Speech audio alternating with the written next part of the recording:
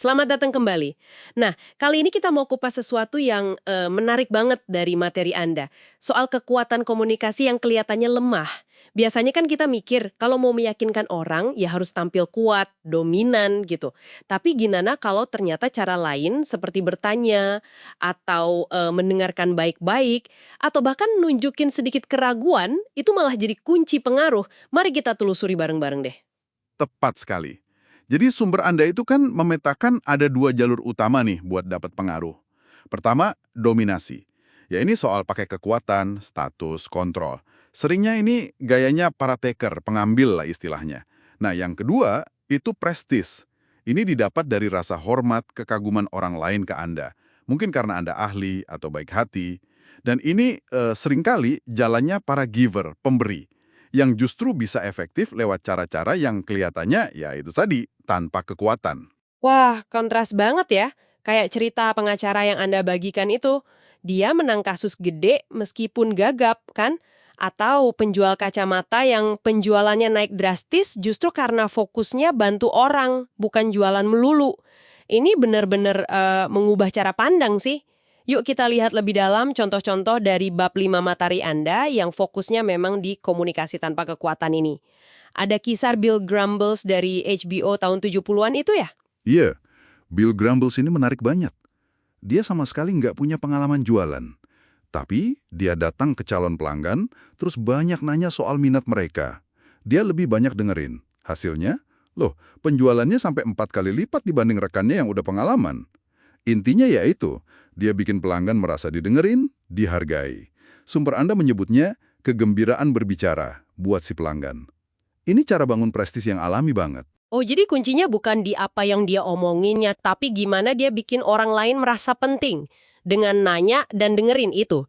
Ini mirip sama cerita Kildare Escoto, si ahli kacamata itu kan? Betul sekali. Escoto ini skor givernya tinggi. Penjualannya juga paling bagus. Dia ngelihat kerjaannya itu bukan jualan, tapi membantu sama mengedukasi. Dia banyak tanya supaya benar-benar paham apa sih kebutuhan pasiennya. Kayak waktu dia ngadepin Nyonya Jones yang ragu soal lensa multifokal itu. Dia dengerin dulu keluhannya, baru deh dia jelasin pelan-pelan. Jadi nggak maksa sama sekali. Fokusnya pindah dari diri sendiri ke orang lain. Pendekatan yang beda banget ya. Terus ada contoh lain kan dari dunia iklan, Don Lane yang punya ide buat Volkswagen itu. Idenya bagus, tapi dia kan nggak boleh masuk ke ranah kreatif. Gimana tuh dia? Nah, ini contoh bagus soal komunikasi yang tentatif. Bukannya nerobos aturan atau maksa, Don Lane ini deketin direktur kreatifnya hati-hati banget. Dia bilang kira-kira, saya tahu nih, agak melanggar aturan, tapi gimana menurut Anda soal ide ini? Jadi dia pakai semacam disclaimer gitu. Dia ngakuin dulu potensinya salah, terus nanya pendapat. Justru karena pendekatannya rendah hati gini, dia malah didengerin. Oh, jadi teknik kayak pakai disclaimer gitu, terus nanya di akhir gimana menurut Anda, atau ngomongnya agak ragu dikit, itu bisa efektif ya. Termasuk minta saran juga, kayak cerita Annie yang bisa dapat akses jet pribadi itu. Persis, itu inti komunikasi tanpa kekuatan yang dibahas di bab 5. Minta saran, kayak yang Ani lakuin, itu wah kuat banget efeknya. Bikin orang lain merasa dihargai keahliannya. Teknik-teknik ini, apalagi kalau konteksnya kolaborasi, itu ngasih sinyal kita rendah hati, terbuka sama masukan, jadinya bangun kepercayaan. Tapi ya ada catatannya. Sumber Anda nekenin, ini paling manjur kalau niatnya tulus dari seorang giver, bukan sekedar trik doang. Tentu, pasti ada sisi lainnya ya.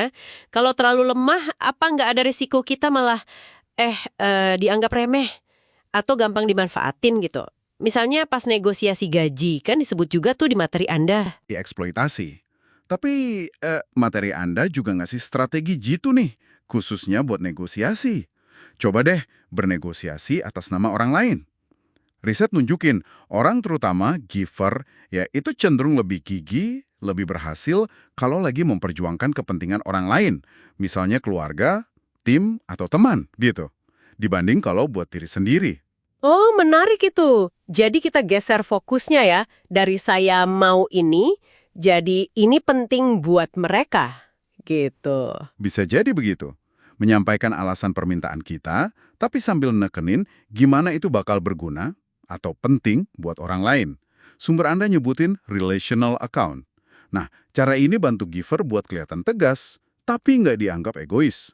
Jadi bisa tetap memperjuangkan hasil bagus sambil jaga citra peduli sama orang lain. Tapi ya itu tadi, kuncinya tetap tulus biar nggak kelihatan manipulatif. Oke. Jadi kalau kita rangkum nih dari penelusuran kita di materi Anda hari ini, pengaruh itu nggak harus selalu lewat dominasi atau nunjukin kekuatan ya. Pendekatan yang kelihatannya lemah, kayak lebih banyak dengerin, nanya yang tulus, ngakuin keterbatasan, atau minta saran, itu justru bisa ampuh banget buat bangun prestise dan pengaruh jangka panjang. Betul. Kuncinya itu ada di membangun rasa hormat sama kepercayaan. Lewat ketulusan, itu udah jadi bahasa alaminya para giver yang sukses dan efektif. Komunikasi tanpa kekuatan ini sebenarnya ya adalah tentang kekuatan hubungan antar manusia itu sendiri. Nah, sebagai penutup nih, coba deh Anda renungkan sebentar. Kapan terakhir kali Anda pingin memengaruhi seseorang? Apakah Anda lebih banyak pakai argumen kuat, posisi dominan, atau justru coba bangun jembatan lewat pemahaman, kerendahan hati?